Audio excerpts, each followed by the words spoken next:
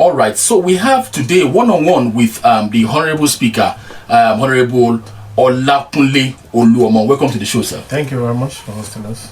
All right, sir.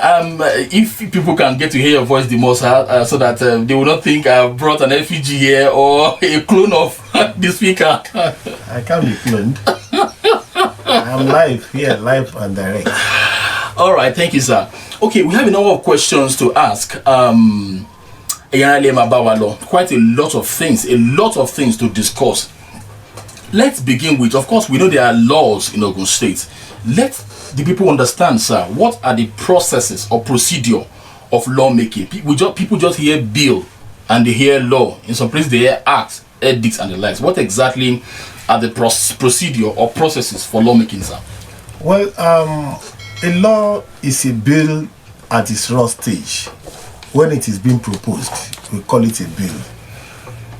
It is after it passes through the crucible of the House and gets assented to or vetoed by the lawmakers that becomes a law or an act. I see. So when you propose a law, you as an outsider, even though you are a lawyer, you cannot bring a law to the floor of the House because you are not a member. So you can pass your law, your idea, through a member of the House who will now sponsor that bill into the House. So it will take the first reading, that is annunciation, that is first announcing to the people that this law is coming up. So I'm sorry, sir. Are you saying the very first thing that happens is the first reading on the floor? Yes, when the law is ready, before you can say you want to present the law before it must have been drafted. You get your legal experts. Those who are good in drafting law, they will draft it the way they believe is okay. Then you give to the person who is going to sponsor, and that person will now present to the House. First, it come through the Speaker. The Speaker will ask the House Business and Ethics Committee to look into it and get it listed on the other paper of the House. When it's listed on the other paper of the House, then first reading will take place. After the first reading, then it will wait for second reading. The second reading is where you discuss the aims and objectives and the pros and cons of the law of the bill. So after the discussion among the members, you see those who are against, those who are for, everybody will look at it and say, okay, this one is like this. The person who brought the law will introduce the law officially, will lead debate on why the law is necessary. Then after that, we commit it to the committee level. So at the committee level, we organize what is called public hearing, where the publics, those that are concerned, whose assistance are relevant to that law, will be invited to come and make their opinion on the law or the bill known. So we will do that. After that, it will go back to the committee. The committee will now subject everything proposed at the public hearing into the scrutiny of the committee and include those ones they felt are necessary or make necessary amendment as demanded at the public hearing. So it was after that one that the committee will write its report that this bill that came with 7 clauses will now be passed in 19 clauses because it has been amended by virtue of inputs from outsiders or those who participated in the public hearing. And if there is no another change, the committee will recommend that the bill be passed as proposed. But if there are any amendment, they will now say the bill be passed as amended. They will now go to clause by clause consideration. You first discuss the short title, the long title, then you go to the clauses. Clause 1, clause 2, etc. When the chairman of the committee or majority leader, or at times the sponsor says, I hereby propose that clause 1 of the bill form part of the law. Those support will say aye, those against say nay. Whoever have it will have it. So it is after going through all those process that when that is completed, the majority leader will now move for the third reading of that bill. And Mr. Speaker will now put question that those who support the motion that the bill be read for the third time should say aye. Then they will say aye and the nay.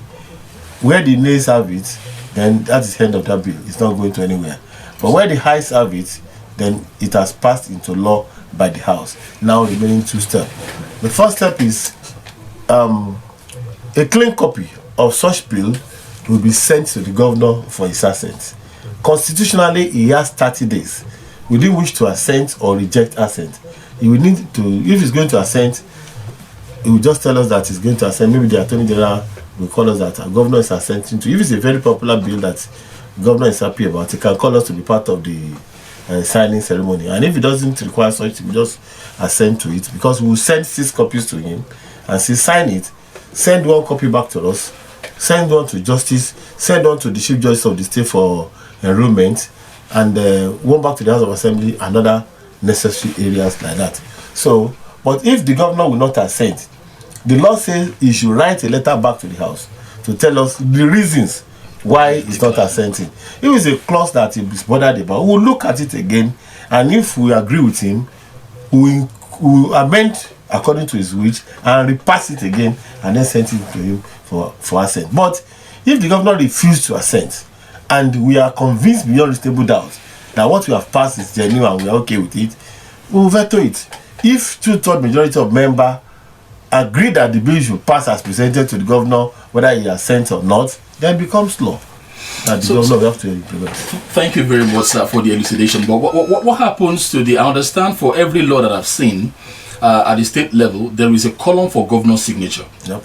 At the federal level for acts, we have column for president's signature. So what happens to that column if a law is vetoed? Will it be vacant, or the speaker signs, or what happens to that? No. When you look at the front page of the law, you will see where it is written. Commencement date, date assent / vetoed. So that one, the governor's signature will no longer be necessary or required if it is vetoed by the House. I see. So it just be dispensed it will just dispense as it is vetoed. All right, sir. By benefit of hindsight, you've been in the lawmaking business, so to speak, for how many years now, sir? Well, I spent my first 8 years, and this is another 2 years out of another 4 years. That's about 10 years. 12 years. 12 years. 12 years. So with the benefit of hindsight, for 12 years of lawmaking in a state, that's a whole lot if you ask me. Do you think any of these processes need to be tweaked or rejigged? Any of the processes you've mentioned, about at least 8 processes now. Do you think that one of them needs to be looked into? I mean, to change that order or to make it better serve the purpose of general lawmaking? Look, it is a universal concept that one House of Assembly cannot tamper with. For instance, now, the standing order of the House, that is the rule that guide the House that we are using now, was made by the entire 6 states in the southwest Nigeria and adopted for our use. So one of the houses cannot go back and change anything unless we all go back again, because this is a universal setting. This is what we inherited from others, and we have been improving upon. The essence of reviewing it is like what you have said. We can say, okay, let's do this like this, let's do this like this. That's the only thing we can do. But the moment you have a rule of the House, you cannot pass, it's binding. If you pass any law against that rule, if anybody goes to court, if particularly a member, even outsider, can say, when you are passing the law, you did not follow this. But and the Constitution of the Federal Republic of Nigeria says the House will be guided by its rule. So if you get out of the rule, you have contravened the law yourself. And so whatever law you pass through that law will be void. So what I'm looking at is this. I'm talking with respect to possible amendments. If you had the opportunity to suggest an amendment to that procedure, would there be anything you would suggest? Definitely I will, but I'm not going to say it here. Why? Because the one we are using in Southwest was adopted. We set up a committee of majority leaders across the 6 states to work on it in partnership with PEARL. PEARL means PEARL is a UK sponsored organization that is involved in assisting legislators to come up with appropriate legislation, whether method. You know that we inherited this thing from Britain. So we now when I became the national vice chairman of the conference of speakers, I realized that we are not using the same thing. The one we are using now was adopted at the twilight of the 8th legislature. That was sometimes early 2019 or late 2018. that we're using now across the Southwest State. So it will be due for review after 5 years. But now at the national level, what we are trying to do, the Southwest has one, Southeast has adopted their own, I think North Central has adopted too. So as part of the committee under me at national level, I propose that, okay, let's have a national one, like it happens in America. America has one, it's like a big Bible like this. They review, it is all the 50 states in America are using that one. And they review it after every 10 years. So it becomes a standard that all of us will have to follow. So that you don't do one thing here, another person is doing another thing. The normal thing is, you want to set up a radio station, you must have a mast. You don't have a mast, forget it. But I see. So if you had your way to make an input, to be to have a unified procedure across the country, like we have in Southwest and Southeast now. All right, sir. I've, by virtue of my profession as a lawyer, and of course, someone has a penchant for research, generally, I have had the privilege of representing the lawyers in Ogun State for excess of 5 years now as stakeholder forum in the House of Assembly for Ogun State. It appears to me that one very, very vital, of course, all the steps are vital, but one very vital step of procedure is stakeholders hearing or forum. I say so because those that are concerned by the bill, the proposed law, would have the opportunity to have input, to make input into the bill.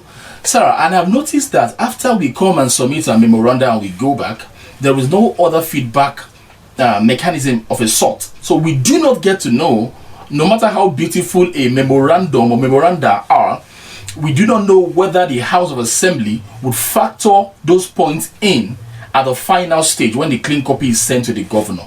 Don't you think, sir, that there should be a kind of a system where the stakeholders are kind of given a feedback that for so and so reason we can't take points 1 and 2, but we'll take 3 and 4. But all we just do is, after the stakeholders hearing, the next thing we hear is governors assented. Don't you think that there should be a feedback so that there can be a more robust law, sir? Well, let me just say this. One, I want to acknowledge the fact that you have been participating in our public hearing. Thank you for that.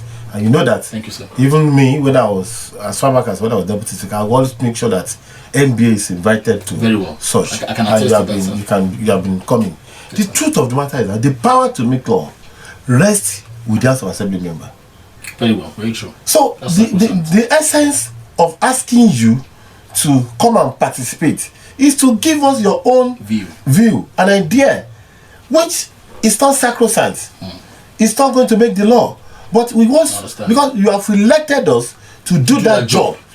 And the confidence should be that we're going to do it the way your own feeling may be different from that of others. Understand. You will come and say, this is the right thing.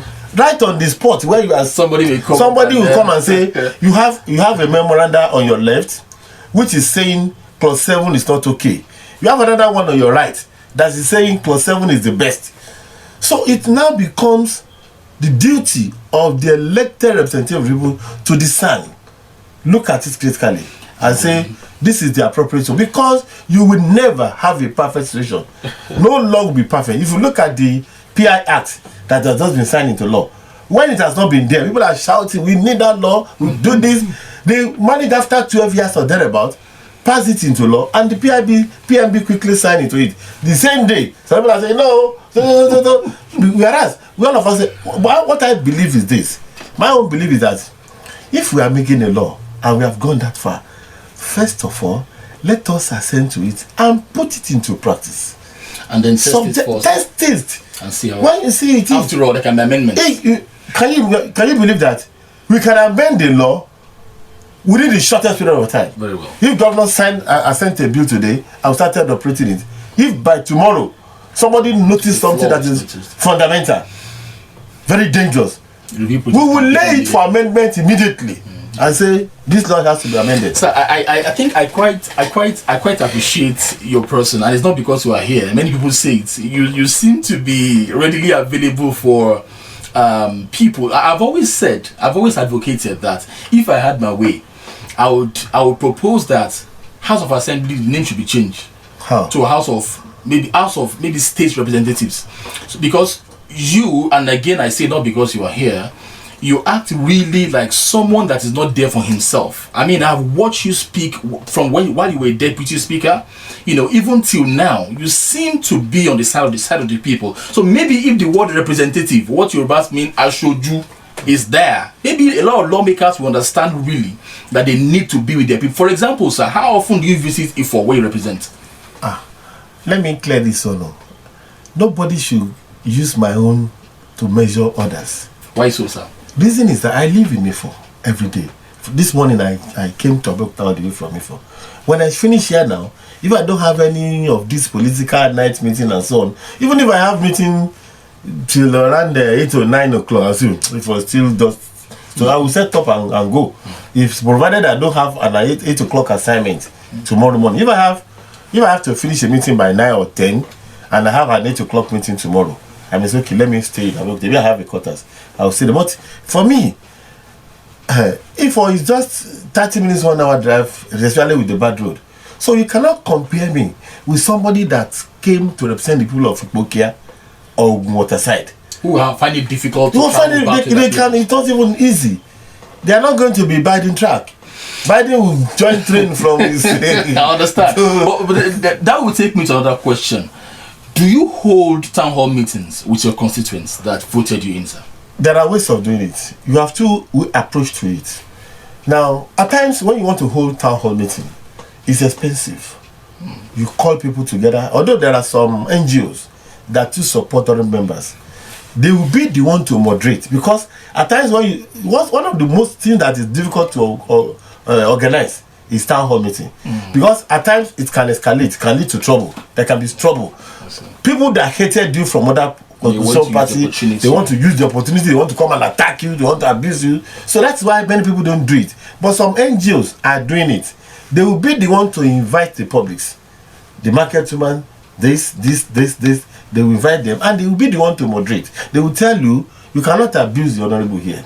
You cannot talk with caustic mouth. You have to do this. But there are other ways though. For instance, I opened my office, my first 100 days in office in 2011. I got sworn in 7th or something of June 2011. By October 11 that year, I have opened the constituency office. In that office, I hold court every Saturday. What do you mean court? Yes. I will be there. I will be seated. Court is not like the court you are talking of. You know that your own lawyer court is different. A palace is a court. I see. Where the cabinet meet with people. Yeah. That is holding court. I will be there, and people will come from all over my constituency and even above, beyond. They will come, one thing or the other, to come and tell me, though most of it are financial requests, but you get valid information. You are guided. You get a lot of feedback. You get a lot of brilliant ideas from people that will come. Have you stopped this, sir? I did not stop.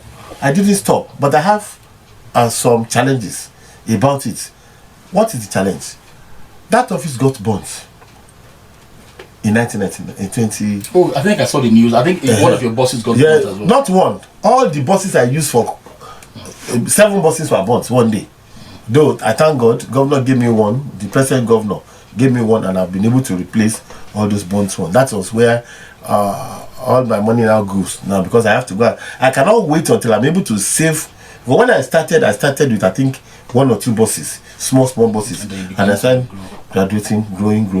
Then, but when they burnt it, there's no way I can say I will not buy the bus until I will buy until I save money to buy. So I have to go to bank, domicile my account and allowance, get a loan to go and buy all those bus back. Now uses my salary allowance now to pay back, because if I have to wait, then what happens? I'm sorry. Yeah, I'll if you don't mind. Because of that, the building doesn't belong to me. It was a rented apartment. So the downstairs was refurbished. My staff were there. You can go to them and give letter. You can go and do Wi-Fi, of course, yes. But the upper one that I used to use as my office is there. So what I now did was to have a small hall in my family house, where every Saturday and after service on Sunday, I will go and sit in the hall. Everybody that wants to see me will come. Then on Saturday's weekend, I move around the town. I look at my schedule of CDA meeting, CDC meeting, I'll just jump on them without telling them whether I'm coming. I'll just jump them. Or at times, I'll be driving in the town. Say, I'll come and meet me in the hall. People will come. So doing that already, you may not even need to official, what do you call it, that town hall meeting. Yeah. And if people send letter to me that they want to meet me, that is me naturally. I will go there. I can attest to that, sir. For time's sake, I will try and make my question short so that hopefully I can get a short answer. Because I don't mind a long time. If you like you're about to say, I refer to Talemiji. You can read me as many times as possible. So I don't. That's the honorable speaker for you. Very down to earth, man. We'll get to that really. Maybe that will take me to my next question. Really, of course, I have my questions all planned and written out. But I have to jump to this point. I remember, maybe I'm sure you can't remember this scenario I'm about to paint now. There was shortly after you were elected, appointed rather, as the Speaker of the House of Assembly of Ogun State. Elected.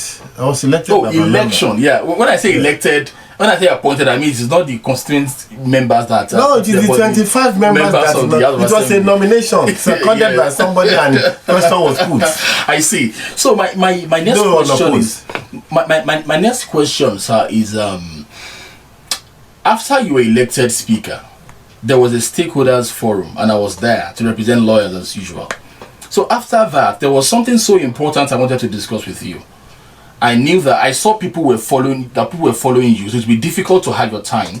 So I moved into the line that you were about to pass, and one fierce-looking guy just said, "Oga, move back." He shoved at me, and immediately you said, "No, allow him." That, with due respect, is un-Nigerian. I'm sorry. Most political office holders would not have cautioned. Of course, you knew me before then, and of course, you must have trusted me that I meant no harm. I mean, up till today, I'm still shocked that a speaker called number 3 man in the state would do that. How do you get to manage this humility? I don't know, for lack of better word. I mean, from deputy speaker to speaker. I mean, here you are. How do you get to manage this? You see, how do you manage this? Everything has to do with your background. For me, position doesn't mean anything. I grew up in the human rights world, fighting for the right of the people. That I know too. Before I go into politics. A prince, for that matter. And my own prince is not that my forefather was a king. My father is the immediate past Oba of Ifo. And I learned something from my father. My father would say, in the evening like this, he will come and sit down outside. And if he wants to, yes, if he goes off for his siesta, and somebody say he wants to see Kabiyesi, you dare not tell him that he's sleeping. He will blast you. Say, "Show Ronku ni monsoon." Around the ferry me ni monsoon. Oh, 20 times joba. Go and read that person. He will be he's listening to every call, and you think the man is sleeping.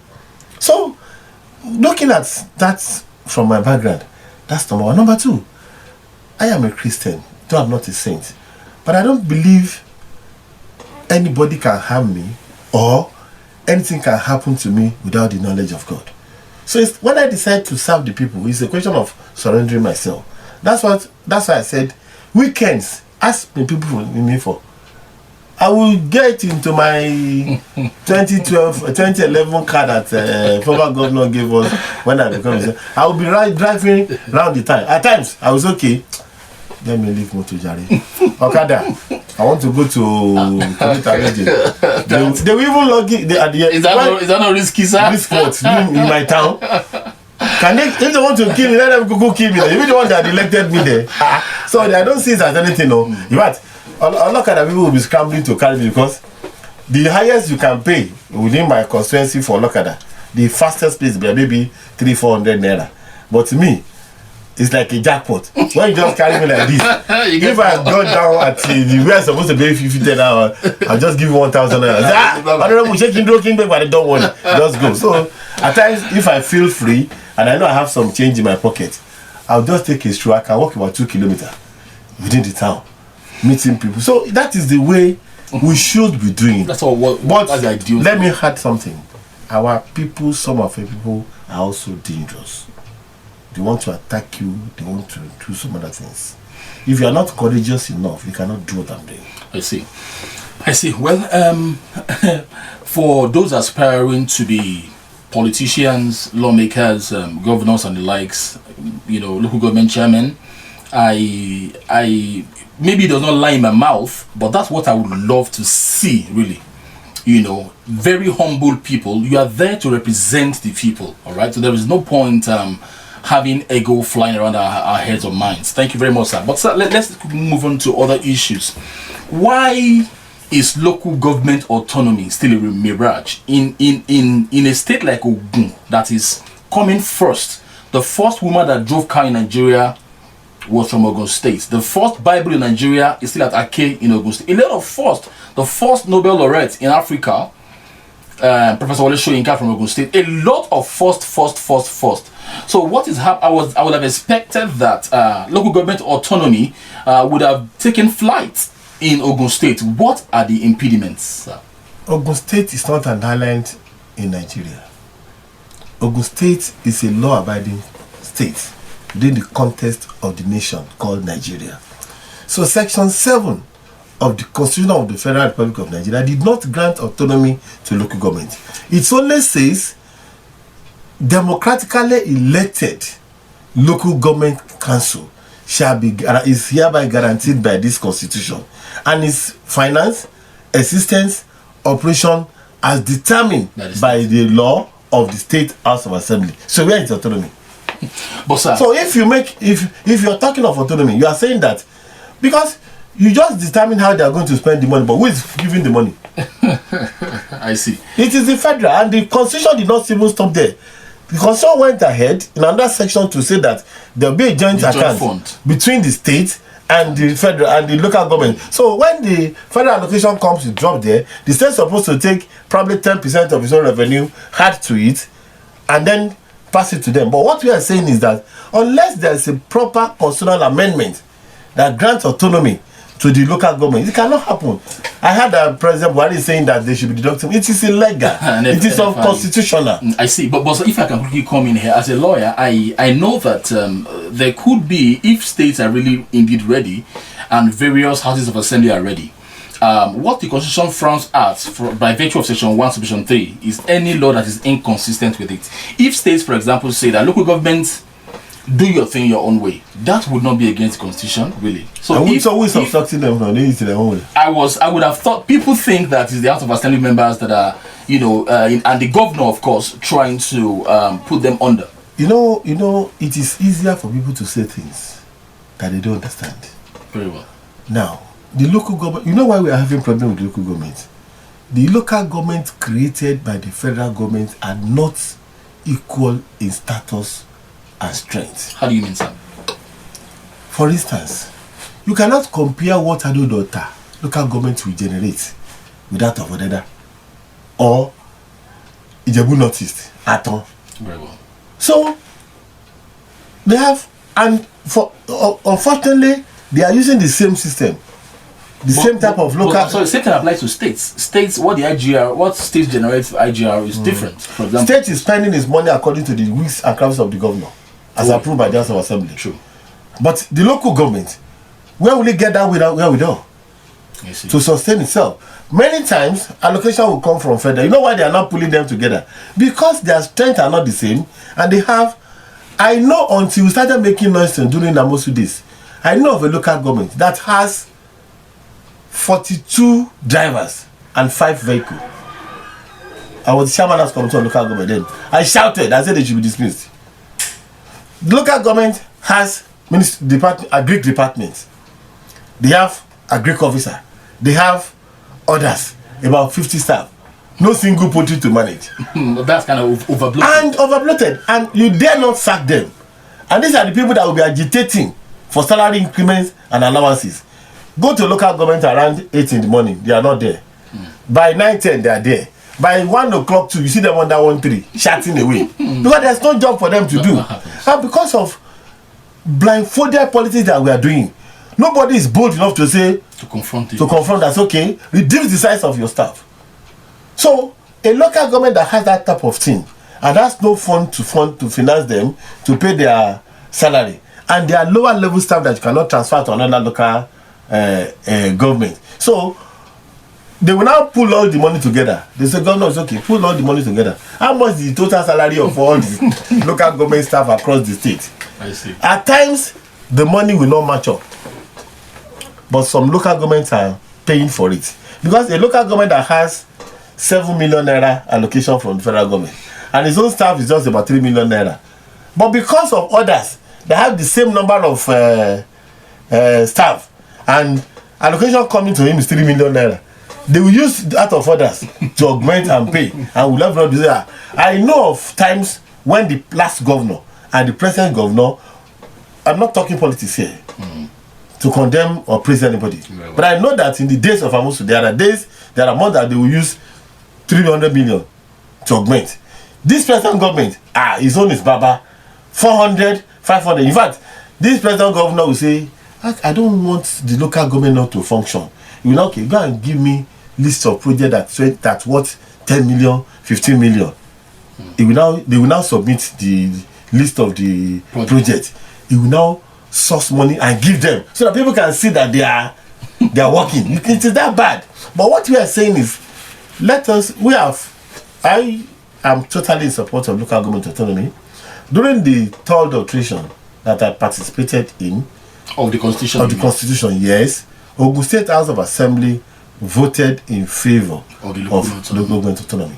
During the fourth alteration, we did the same. But unfortunately, 24 states must agreed to it. But what about the 2/3? 9, the one we have is the maximum we have last time is that because some states in the federation will say no. When I became the vice chairman of that conference of speakers, and I was appointed as the secretary of the concerned amendment committee review committee. So that's also go and write our proposals. I brought in local government autonomy, my brother. Knocked it off again. They were unable to knock it off because by the grace of God, I was able to marshal my point well for 3 hours and attend to their question. Conference of speakers. So what didn't see? So at the end of no, it's now part of the House Conference of Speakers recommendation to National Assembly. Oh, okay. That the local government should be autonomous. Well, so when you conceived the thought of leading, this is a night assembly, I believe, for Ogun State.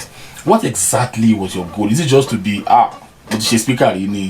What exactly was your goal when you conceived that thought? You see, my becoming a speaker is a shadow of circumstance. Ordinarily, after when I won the second term election, I feel I should move forward. For me, I don't want an appointment. What do you mean move forward? Whether I'll go to National Assembly. Okay. No, whether I'll go to National Assembly or something like that. So I now went to Mr. Governor. I even casual Ebo. The former governor. Yes, Ebo. That was 2017. Ebo. 2019 is coming. What's the next thing to do? Said he's looking at whether I will take the House of Rep that is now in Ewekoro and bring it back to Ifo. I said, that will not be good enough. The man there is just at his first term. He said, no. Bring it. I said, okay, if you are bringing it to Ifo, then it should be my turn. Because I'm well experienced. This is my second time running. So that's how I've come to ask you. Let me go to the National Assembly or I should remain in the House. I want you to let us see the two options. Then he said no. But all of a sudden I had a lot of things. I said, if it's about becoming speaker, that's not the issue. If I open my phone tomorrow, the phone here now, I have had cause to sentence that going back to the assembly is not about becoming the speaker, but it's about the will of my people that I should go back to the house. So you are still our leader. Whoever is going to become the speaker will be from you. But it's just like that. I say, if Oluomo go back to the house, he's going to be the speaker. He wants somebody as speaker. That's good. Since I'm not privileged to go to National Assembly, I will return to the House of Assembly. He now said, no, don't worry. When we win election, we'll give you appointment. Me, I know they want appointment. Election affair. I would prefer to be elected as a councillor than to be given appointment as SSG. Why so? Please, quickly, sir. It's because of the type of mind that I have. As a legislator, the worst case you can do is to say I should not be principal officer. I will be a member of the floor. I will be talking. Okay. But if I'm SSG, the day I disagree, just say you just hear on the radio you have been sacked. They know they want that kind of thing. I'm an activist. Even commissioners, it happens so with them. All appointees, all appointees. If they sit down together, if 100 people sit down, governor is presiding. All of you said that thing to the contrary. And most times, I'm sorry, this is my opinion. Most times, it is governor, special advisors should actually advise the governor. But most times in Nigeria, we have governors being the one that advising the special advisors. That's me speaking. I didn't say that all, but I can make him mimic Baba Sanjo. The day he was swearing, say, wọ́n ti consider pé nṣe mo nṣe yo pé kí n yan yín àmọ́ tí nṣe wà nù mí. For you. Well, Baba is an enigma. We need to study the man, and in fact, I am happy that the man is from Ogun State. And when you are talking of humility, you are saying Mr. Speaker is humble. Baba has the best of humility. Just approach him, you will know that Baba Senjo, despite all things he has been in life, the most humble person I've ever seen in my life. Well, which one is good is from Ogun State as well. I've told you a lot of firsts. I'm from Abeokuta. Come from Ogun State. We'll take a very short break, very short one. Don't go anywhere. When we get back, we'll continue. We have been having a one-on-one session with the Honorable Speaker of the Ogun State House of Assembly, Honorable Olakunle Oluomo. Don't go anywhere. We'll be right back. And we'll be having a swell time with the Honorable Speaker. Quite a delight to have a discussion with this man. I don't know why he doesn't carry books to answer questions. Such a down-to-earth man. I've heard about Baba Sanjo too. I met him once. I hope to meet him again. Quite a man full of candor and wit also.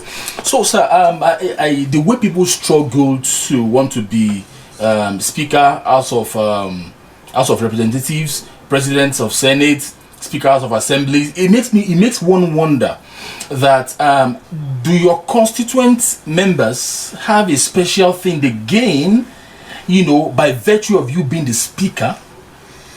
The answer is yes or no. You always want your person to be the first among equal. Okay, take for instance, I'm always jealous of speakers. You know why? No, sir. If has never been won. And I said, Kilushele, Shawa no the shady. 6 local governments make up Ogun Central. Yeah.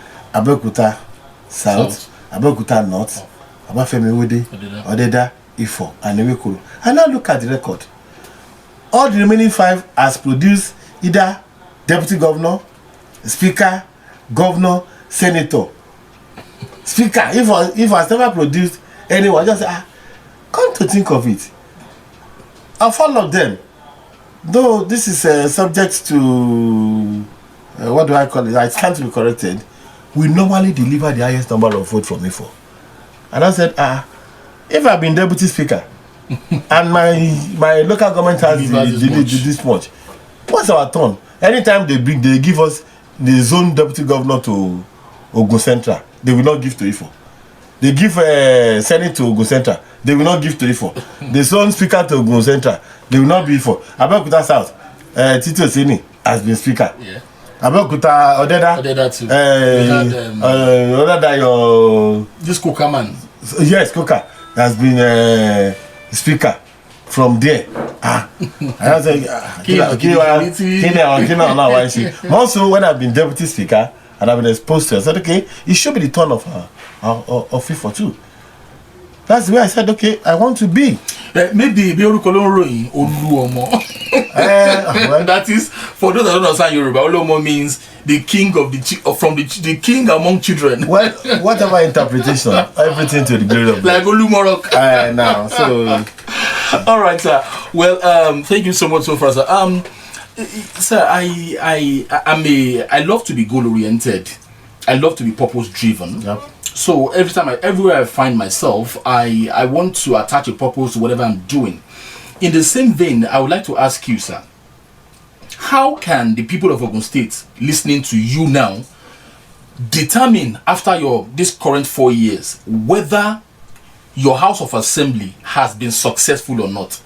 What are the parameters to look at to know whether you're successful or not, sir? You know that the primary assignment of a lawmaker is to make law. Correct. So they will look at it, how many bills, how many law have you been able to pass? And of what impact are those laws to the people? So you will now break it into sectors. You look at educational sector. The first thing my house did was to liberate Mapoli, to make it lively again. I see. That is one. And other laws in respect of education. You go to area of security, you will see we have a Amotekun bill passed in a jiffy. You go into area of industrial development, you see that we have passed what is called investment promotion law for Ogun State, that to attract more investment into the state. You are talking of even PPP. Yes, you are talking of, it is part of it. Yes, you are talking of, okay, how can people be held accountable? You think of fiscal responsibility law, DMO law, laws that will make it. I don't say people cannot do mago, but at least some level of transparency. You look at it from that perspective. Then you look at the law says you are supposed to make law for peace and security of your state. And then some people want me to start fighting governor. to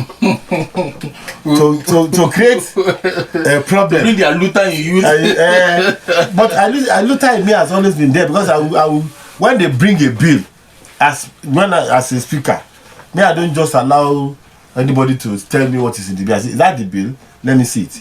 I'll get to my house and read myself and put things that I think will be to make the law better into it. So I think it is measurable from that perspective. So can we say that House of Assembly of states that don't make enough laws are not doing well? Or can we say they are failing because... Of course, what would they be doing? Although there are three basic functions: appropriation, plenary, and oversight. Exactly. Appropriation is passing the budget for the state. Plenary means go to the chamber, make laws, pass resolutions that will have impact on the life of the people. The other one is oversight. You approve the law, you make resolution, are they following it? So those are the basic things. So you judge from those three perspectives. A quick one, sir. I have been at the plenary about a couple of times before. I've been privileged to be there. And the days that I was there, some motions were moved, some resolutions were passed. But I did not see so much compliance. How does the House of Assembly, since there's no police in the House of Assembly like that, that will ensure that your resolutions are carried out, how do you get to enforce those things? We use the existing government agencies to enforce the law. We cannot be lawmakers and be the enforcers. We can't enforce the law. But there are agents of government that are supposed to enforce what we do. All right. But if it is law, it's compulsory for them to make it, to enforce it. But you know that Nigerian executive, we get as it be. They have tendency to be autocratic. I don't cover mouth in saying this. Yeah. They will do a lot of things. And then, at the end of the day, I think it's, I don't want to mention name. They say resolution is advisory. That, it doesn't have the force of law. Whereas a law is passed by 2/3, or if you go by section 198 of the Constitution, it even says all subjects in the House of Assembly shall be passed by simple majority of members present and voting.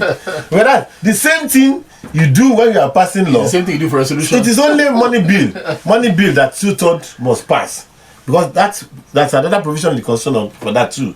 That budget must be passed, or monetary bill must be passed by 2/3 majority. But any other thing, simple majority. Sir, we have seen in the television many times where lawmakers at the national, at times the state level, where they are sleeping. Some even doze off with their necks like that. Some don't even come at all. What are their punishments for those that sleep or they don't come? And if there are, what are these punishments? And are they being meted? You see, the issue of person dozing off and sleeping is contentious, in the sense that you don't know what has happened. We do a lot of committee meetings. Brain work. We do a lot of things that at times when you get to the floor the other day, you are stressed. In politics again, we do a lot of meetings. We can finish meeting. For instance, if an issue is slated for debate tomorrow, and I know that it may cause problem, I can invite my member. This is 5 o'clock. I will say, come by 7, or okay, where are you people? I asked, I'm in the Pokia, I'm okay. Everybody should get to Abeokuta by 11 o'clock tonight. Everybody will start because they know the importance of what to discuss. You don't want to be out of that discussion. Debate. So everybody will come. We will hold meeting until at times 3 or 4 a.m. before we go and sleep. Let's now look at those that are absent, sir. Absenteeism in the House of Assembly has a punishment. What is the punishment? What are the punishments, sir? If you don't come to the House of Assembly for 180 days, you are liable to punishment. That's what the law says. But you don't know that. That's almost like saying you can't punish them. Because our week is like this. They say Monday committee day, like Ogun State Assembly. Monday committee day, Tuesday plenary, Wednesday committee day, Thursday plenary. They say Friday constituency day. That means you have to leave Abeokuta and start going back to your constituency. So if somebody is doing all of, are you saying because he doesn't attend he wasn't at plenary, maybe I send them out to go and do oversight on the day. Okay, for instance, for God forbid anything is okay. You there's a crisis at Ojaodon. Go and pay a visit there. Deputy Speaker or Majority Leader or you, Chairman of the committee, lead them there. They are already in the chamber. They will be excused. So when you mark excuse, they are excused. Honorable Speaker, sir, my guess is that you have not had to punish anybody for absenteeism before. In all your 12 years. Or thereabout, you don't have to. I don't need because to. It's like asking the camel to pass with half a needle. If 180 days, that's half of a year. That is whether it is good or bad, that is the law. Oh, you are. That is the law. All right. I was at the plenary when your humble self was presiding one day, and you said those in support say hi. those not in support say those against say nay. Yes. Honestly, that day, from my point of view, the ayes sounded as much as those that said nay, and you just picked up your gavel. Bah, the ayes have it. Yes, because the high service. No, that is, you see, that everybody have his own rule. Everybody have his own rule. Yeah. If it is a very, very, very, very serious matter that you cannot use voice votes to judge, the rule of the house allow for division. Someone raised a motion for that. Say division, there must be division. We cannot use voice to determine this because some people are funny. When I say the high, those supposed to say hi, but maybe out of 26, it is 20 that are saying hi, but those that are for nay, they are stubborn people. When they say those against it, they say nay. They prolong it. It will now sound like it. But the other 7 of the house says, Mr. Speaker interprets the rule. Even if you raise up your hand like this 100 times, the rule says it is only those whose Mr. Speaker highest cash that will come. Those are the reasons. Those are the reasons why you have some level of maturity and discipline in the house. If you allow everybody to behave anyhow, a lot of things will happen. It will now become rowdy. We begin to see punches at times by television. You must not bring walking stick into the house. You are not even supposed to take at times to take tom. Me, I used to carry tom to the chamber. If I see a member that is dozing off, I will call one of my wardens and say, go and give him that. And I say, okay, I understand why he's sleeping. He left Ipokia, he left Waterside at about 5 o'clock in the morning and he's coming here. It should be like so. Or I know that we had a meeting. Even me, at times before I go to the floor, I'll say, I better give me hot coffee. So as to keep yourself awake. Yeah, because at times you are stressed out. All right, sir. On this voting in the house, why not just go for a head count? Because when I was at the plenary while you were presiding, sir, I saw a kind of a button in front of every lawmaker. I think that's supposed to be what they will push when they are voting or not, and each of them had the microphone ahead of them. Would that not be more transparent rather than the voice vote thing? The one you saw in the Ogun State Assembly is not for voting. We are growing. What's it for? That is why we are saying that We want to computerize our own chamber too. Yeah. The one you saw there is a call button. Oh. If people have served a committee report and you don't have a copy, you press like this. Okay, like a call. A light will come up. I see. One of them will see you and they will come approach. to you. Or if you are feeling somehow and you needed something, you press that. But at the National Assembly, the last time I asked them to come and computerize Ogun State, I just remember, is this something that we can do just like that? When they gave me the bill, I said, thank you, come next year. I see, sir. As a public office holder, your life is almost public. Yep. You know what I mean, sir? I do. So, would you want to take people to know what exactly your age is, sir? There's no hiding fact. I was born on the 10th of October 1963, meaning in October I will be 58. Simple. 1963? Yes, 10, 11. So, at the go age... I'm 11, 10, no. 11, 10. Oh, so, okay. But you have been a bit age, no. That was, my father is literate to his own level. The KBC. Yes. He has a leaflet in our house that they wrote family birth record. I see. Printed by, I think it's a daily press in Mefo. So every page, my father will say your name, the name of your mother, the day you were born, and the day you are baptized, and also my father is a very good polygamist. And 40 of us succeeded him from 27 mother. I'm proud to say that. Like fella. So I repeat, my father is a very good polygamist. 40 of us succeeded him from 27 mother. So with every that 27. Yes. So when you are born like this, my father will go there and write it there. If the child died, he will say the child died on so days. Is that book still there? Of course, yes. I inherited it. Beautiful. Beautiful. All right, sir. Do you hope to contest or run 2023? Let's move to politics. My now. people will decide that. That's why we are your people now. No. You are my people, but you are not even of my constituents. I see, sir. Well, thank you so much for what we have so far. Let's look at a little bit more about your personal life and then political life. We've seen a lot about laws generally. Okay, as a lawyer, well, this is my opinion, sir. I do not feel comfortable having court determine who leads people after election. If, for example, Party A and Party B contested, Party A won, but it was discovered that the candidate forged certificates. What the court would do is to void that election and now declare the runner-up as the winner.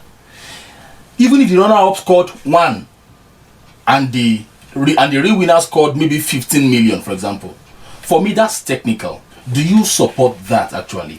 It seems to me as if the people want this man, though he doesn't have certificate, but we want him. So what do you think about that? What do you make of that? Sincerely speaking, I hate that thing. It is undemocratic. It is thwarting the will and the wish of the people. One man called the judge. The worst case scenario is that you say, go back to the polls. Let that party bring another person. Again. That person, Yoruba will say, Ikatoba Shelobange. If the essence, like in Bayelsa, is the forgery of certificate, by the time you nullify that election, or you just remove that person and ask the party to replace, because Supreme Court says it is the party that wins election, not the candidate.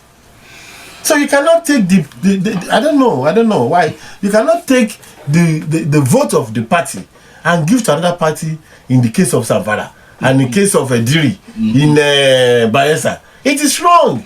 You lawyers should take it up at your level and talk to your body of bencher, the judges and the Supreme Court judges. We will do it is wrong. But anyway, in the coming constitutional amendment, we are looking for a way out of that. You can, if at that point in time, all you need to do is this party brings somebody back to substitute that person. It should be allowed, and that person that forged signature or forged certificate should be made to face the music instantly, escaping him from 308 immunity. Yeah. Let him face it.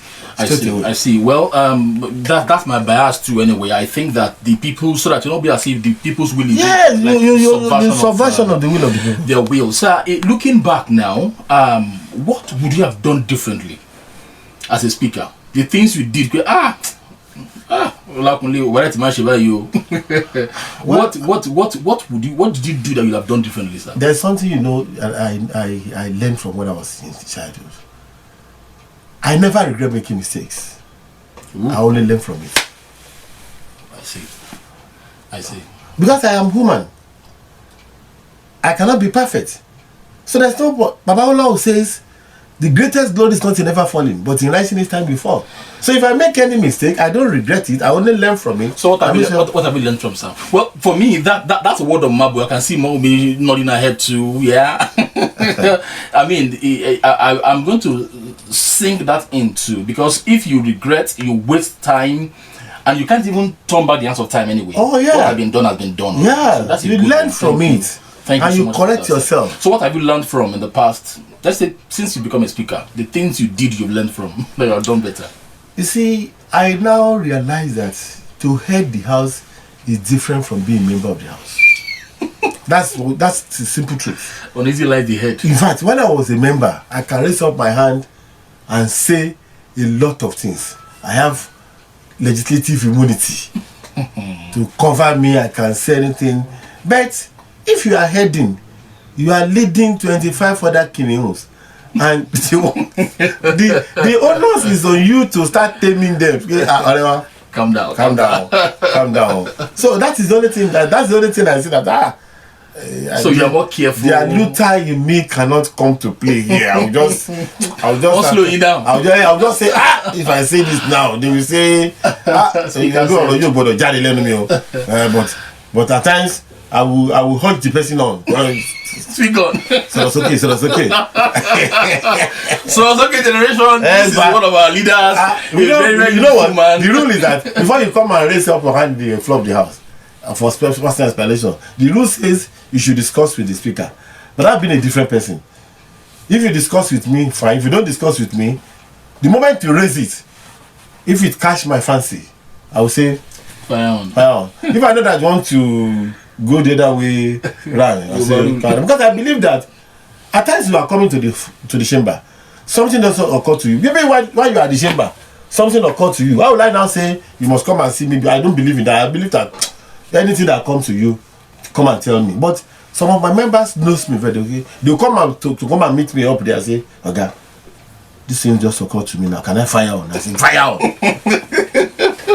If I say, did you have your fat? If you don't have your fat, don't say it. I see. Wait till next plenary. When you have your fat, and you show me fire, so that if anything come out of it, I will defend you. Sir, I think 60 years is the retirement age for civil servants in Ogun State. Am I correct, sir? It should be, yes. Why is it not the same for politicians that are elected? Why do some wait till 70, 80? You are representing your people. People determines who represents them at any point in time. It may be a baby of 18 years. It may be 12 years, maybe 24 years. The moment you are qualified. Nancy Pelosi in America, she's 80 years old now. Don't you see the way she looks? And she has been in the house for almost 40 years. Minority. Well, okay, maybe I should take it this way. Why should civil servants retire at 60? I mean, if you ask me, sir, I would say that they become senile, they become weak. You can't be agile. Even when the president was elected 2015 or thereabout, 2019 thereabout, one of the first things he said was he wished he was younger. That means age has a role to play. So if, no matter how strong you are, the older you get, the weaker you become. Why should politicians be 70 and still be vying for post? Not all people become senile at the old age. Not all, yeah? Not all. But averagely speaking. Obama retired at whether 50 something. Thereabouts. Biden was his vice and he's coming there over 70 now. Yes. And he's performing. And that's bad if you ask me.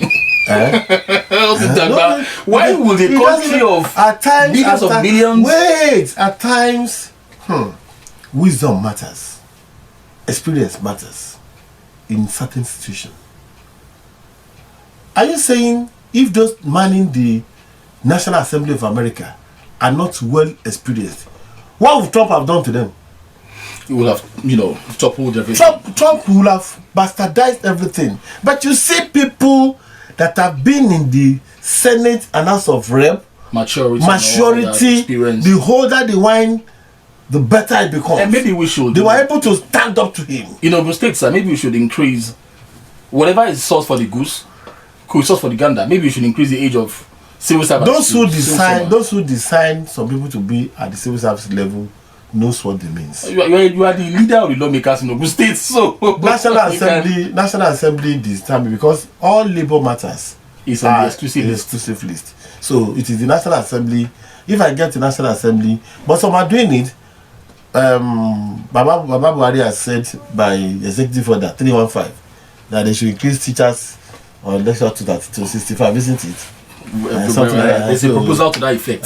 So no, you can issue it now. If there's an existing law, if an existing law says 60 years, and they issue an executive order to make that law function very well, yes. And it says okay, he has sent it to 65 years. The laws allow them to implement that while it brings in amendments. I see. Let's make this maybe the last question. Those listening to us from at home, abroad, anywhere, there's a lot more to discuss, but I just have to let them go. I can come another time if you are not yet satisfied. Really, sir? Yes, you have to come here. If you come, I will come. Okay, let me end on this. There are still a lot of things to ask you, no sir. problem. Anytime you I'll be glad. But let's take this last one, sir. If you were to be the governor of Ogun State for like say 24 hours, what is that one thing you would implement? If I get my first allocation within 24 hours, I will deploy that money into 3 categories. One, I will share the money among the youth for empowerment, to empower the youth, not just dashing them money. I just say, okay, if you are a youth and you have this idea and you are very sure it will fly, and I get the people to examine them, I'll give them money to try. To do an audition for them to know which one has viable ideas. Viable ideas. And so this one need 50 million, this one 10 million, this one 5 million, and this thing. You sign an agreement that when you fail, if I will put the money in the bank, gauge them, and make sure they can do this, and give them the money. That one, I will go back to those who have served this state diligently. That's number two thing you do now. The pensioners. I will make sure that those who the stay home, gratuity, pension, and everything were settled. I will now go back to SMSC, small and medium scale enterprises, including the market women. I will empower them. I will give them money that I've been doing in my constituency. Why youth number one? Because they are the leaders of tomorrow. They are the ones that are supposed to build the economy. And you know that you are saying there are some people that are holding it, but they are youth at heart. Follow like you, sir. It's on this note we draw the curtains. I'm very sorry we can't take calls. Of course, you understand that we have to maximize the time we have. It's been a bright one, quite illuminating. My organs will dodge only one question. Which one did I dodge? I'm not a question dodger. Which one? It's a particular one that you said you can raise the hammer. Is anybody you see there that you was? That's the rule. That's the rule. I know. That's the rule of the house. It is no. It's not. If people are raising their hand, they want to talk. The house says that the one that my eyes catches. That is the rule of the house. That's what the rule says, and I cannot do otherwise. Well, thank you very much. I remain Kayode Aderemi, and thank you very much, sir, the Right Honourable Speaker for Ogun State Assembly, the Night Assembly, Right Honourable Olakunle Oluomo. Thank you very much, sir. Thank you, our listeners and the host. Thank you very much. I hope to join you very soon in that chamber. I wish you all the best, but it's not the easy.